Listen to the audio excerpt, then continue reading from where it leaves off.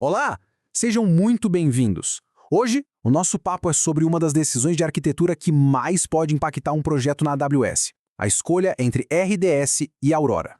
E não é só uma questão de performance, não. Isso mexe diretamente com o custo e com a resiliência da aplicação. E tudo começa com essa pergunta, né? É o dilema clássico. Ou o banco de dados vira um gargalo e não aguenta o tranco nos momentos de pico, tipo uma Black Friday, ou ele passa a noite inteira lá, ocioso, queimando um orçamento que poderia ser usado em outra coisa. Achar esse equilíbrio é o grande desafio. Essa imagem aqui mostra o problema perfeitamente. Tá vendo essa área azul claro? É a capacidade que foi provisionada o tempo todo, o custo fixo. A parte em azul escuro é o uso real. Toda essa diferença entre as duas é dinheiro indo embora. Otimizar nesse caso não é luxo, é simplesmente uma necessidade.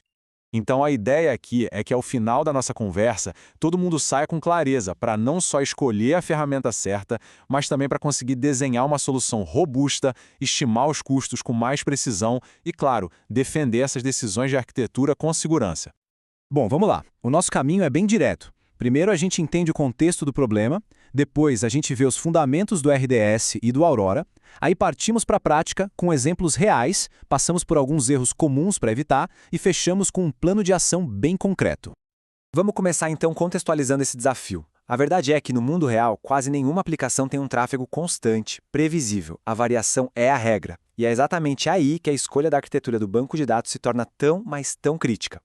E o ponto é exatamente esse. Errar para menos, ou seja, subprovisionar, significa perder venda e a confiança do cliente justo no momento mais importante. Agora, errar para mais, superprovisionar, significa ter que explicar para o financeiro por que os custos de nuvem estão nas alturas, mesmo com o sistema ocioso. A decisão, no fim das contas, não é só técnica, é uma decisão de negócio. Felizmente, a AWS nos dá duas opções gerenciadas e muito poderosas para lidar com esse dilema.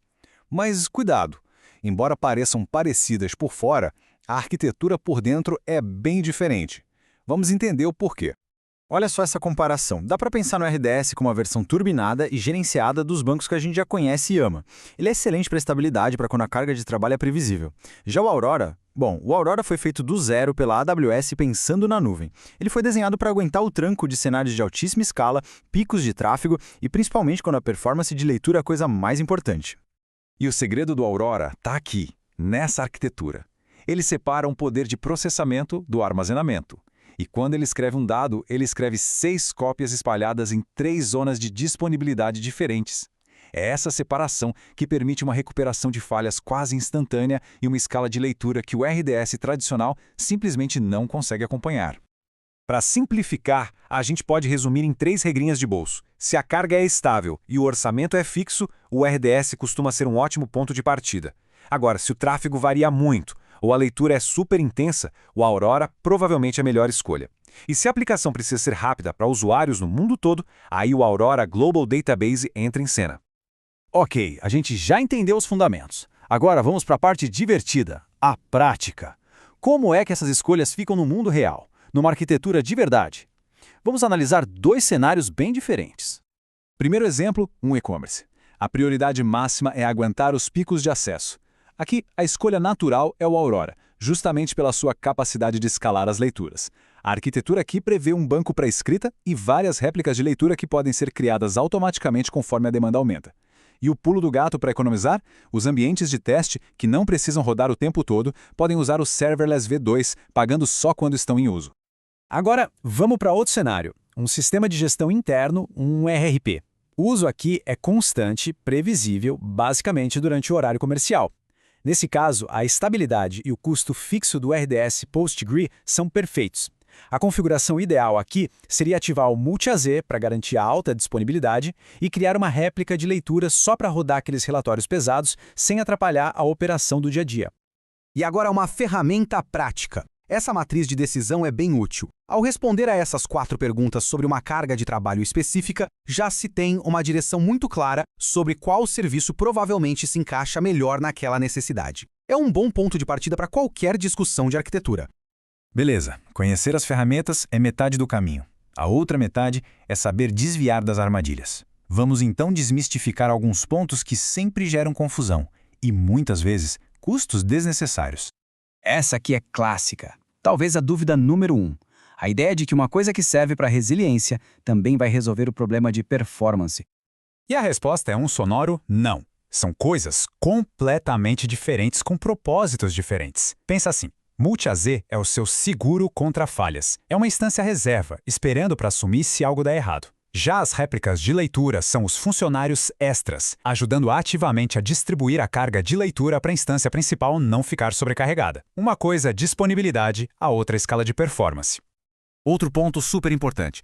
É muito tentador achar que a elasticidade da nuvem pode resolver um problema que, na verdade, está lá no código da aplicação. E, de novo, a resposta é não. O serverless é fantástico para escalar a infraestrutura para cima e para baixo conforme a demanda, mas ele não mexe no código. Uma query mal escrita vai continuar sendo mal escrita, só que agora vai custar mais caro para rodar numa infraestrutura maior. Não tem como fugir. Otimizar o código é fundamental. Certo. Passamos pela teoria, pela prática e pelos alertas. Agora, como transformar essa decisão em uma implantação real, segura e bem-sucedida? A resposta é ter um plano estruturado. Um plano de 30 dias, como esse aqui, funciona muito bem. Primeiro, se mede o estado atual. Depois, se testa a hipótese com uma prova de conceito real. Só aí se implanta em produção, mas já com monitoramento total. E o mais importante, testar o plano de recuperação de desastres. A única forma de saber se o failover vai funcionar é testando o failover. E essa citação da equipe da RevenueCat, que fez uma migração para o Aurora sem nenhuma indisponibilidade, resume tudo. Testes, simulações, ensaios não são opcionais. É isso que transforma um plano arriscado numa operação controlada e de sucesso. Então, vamos fechar com os pontos mais importantes. RDS é escolha para simplicidade e previsibilidade. Aurora é para alta performance e escala. Multi-AZ é para não cair. Réplicas de leitura são para não ficar lento. E, acima de tudo, nada, absolutamente nada, substitui um bom planejamento e testes rigorosos.